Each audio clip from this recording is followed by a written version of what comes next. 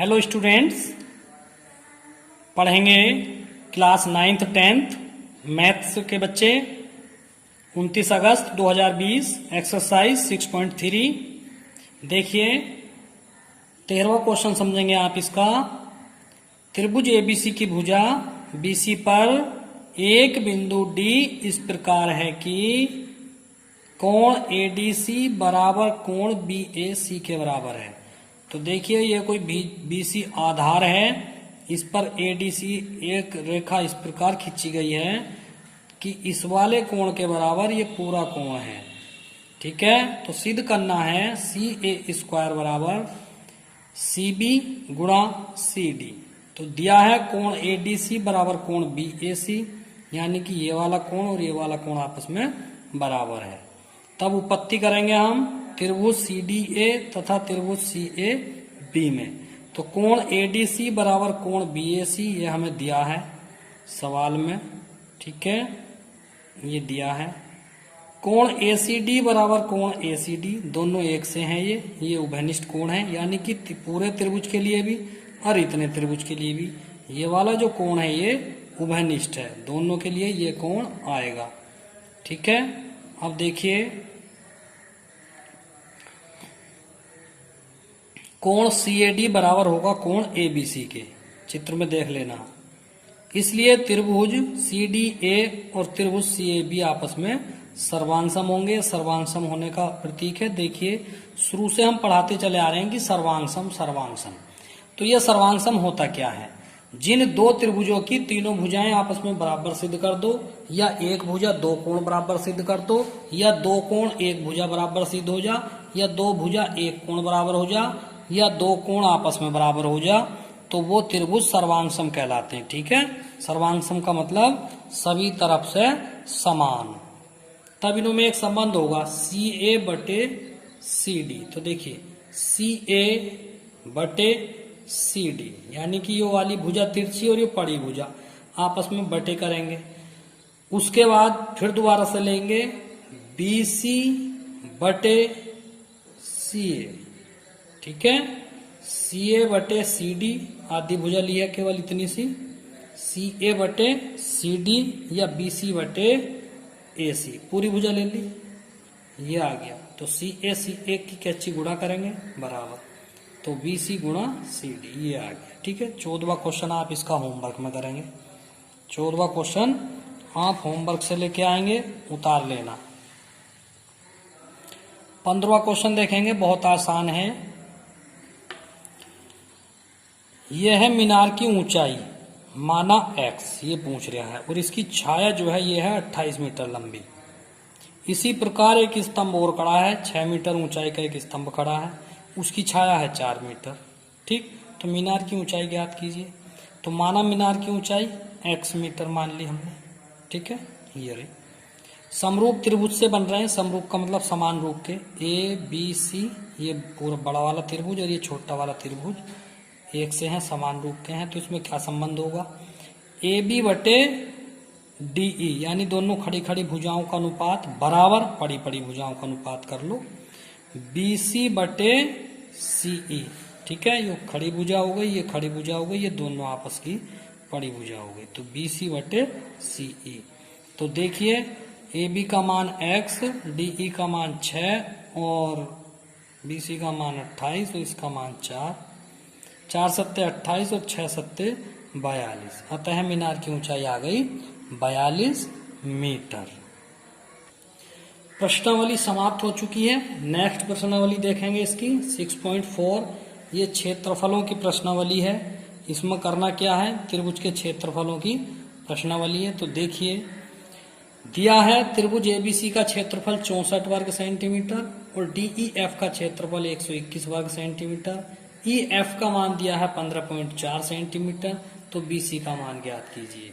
तो देखिए इनों में क्या संबंध होता है, तो डायरेक्ट कीजिए।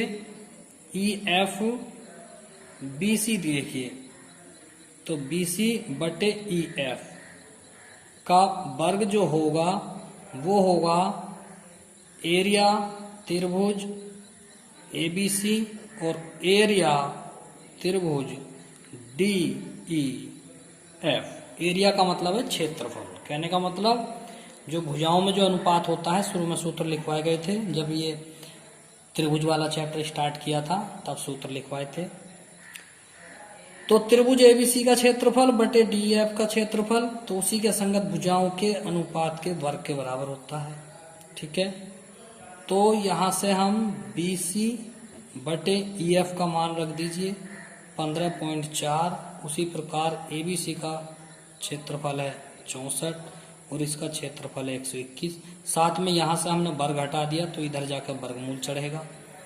तो ये होगा बीसी बटे 15.4 बराबर 64 का वर्गमूल 8 और 121 का वर्गमूल है 11।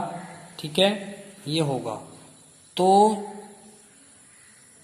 11 है, तो बीसी बराबर होगा 8 गुणा 15.4 बटे 11। तो देखिए ये होगा 11 का 11 पॉइंट लगाओ, एक बचेगा 11 चौक 44, इससे कट गया और 14 अट्ठे होते हैं 112। तो बीसी का मान आ गया 11.2 सेंटीमीटर आंसर। ठीक है, नेक्स्ट क्वेश्चन करेंगे हम। दूसरा क्वेश्चन है इसका, ये समलंब है। समलंब ABCD में AB समांतर CD के है, ये समलंब बनाया गया है तो AB समांतर CD के है। यदि AB बराबर 2CD, यानी ये AB जो है CD का दुगना हो, तो त्रिभुज AOB और त्रिभुज COD के क्षेत्रफलों का अनुपात ज्ञात कीजिए। तो बहुत सिंपल है, देखिए हमें दिया है AB बराबर CD, तब त्रिभुज AOB सर्वांसम होंगे त्रिभुज COD हो तो त्रिभुज AOB का क्षेत्रफल बटे COD का क्षेत्रफल, तो इन्हीं भुजाओं का अनुपात में ले लो। AB बटे CD का अनुपात बराबर AB बटे CD का वर्ग। तो AB का मान दिया है 2CD और बटे CD, CD से CD कट गया, ऊपर से इसका वर्ग है तो 2 दूनी 4 बटे 1। तो त्रिभुज ABD का क्षेत्रफल बराबर त्रिभुज COD का क्षेत्रफल बराबर 4:1। आंसर ये आ गया 4:1, ये इसका आंसर आ गया। ठीक है, नेक्स्ट क्वेश्चन नंबर 3 है। आकृति में देखिए ये बना हुआ है ABCD, तो सिद्ध करना है कि ABC का क्षेत्रफल DBC के क्षेत्रफल दोनों का अनुपात AO बटे OD के है। ठीक है, दिया है आधार BC पर दो त्रिभुज ABC हैं और DBC हैं। DBC, ABC और DBC ये दे रखे हैं। तो इसमें हमने जो है थोड़ी सी रचना की है। रचना में क्या किया है, हमने पूरी भुजा पे AM लंब डाल दिया और इधर से फिर DN लंब डाल दिया। तो AM लंब BC तथा DN लंब BC। ठीक है, इस प्रकार से किया है। तो उपपत्ति में देखिए त्रिभुज OAM तथा त्रिभुज OND में, यानी कि